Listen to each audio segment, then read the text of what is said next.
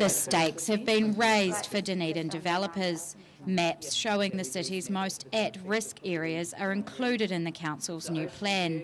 They identify which parts of Dunedin are at risk from natural disasters and to what degree. And the council is using that information to decide what can be built where. The areas where we're most concerned about what might be permitted are the areas where you've got young children or older people or residential development. Low-lying coastal communities are most affected.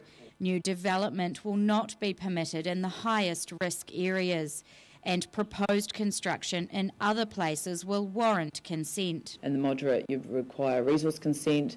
In the extreme, the high would be non-complying, so it's quite a high bar set, and extreme would be prohibited.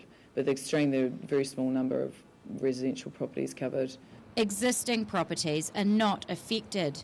About 9,000 or 20% of existing homes in residential land fall within risk areas. Your existing use rights are not affected in any way.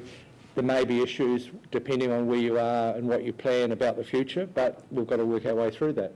The council is required by law to identify at-risk areas and make it public knowledge.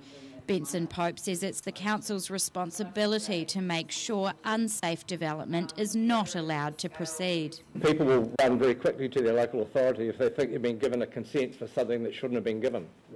And we don't need to talk about leaky homes because we've got this wonderful example of disaster right throughout the country. He says it's about protecting future residents and property owners, and he urges residents to be involved in the discussion. Rosie Mannins, 39 Dunedin News.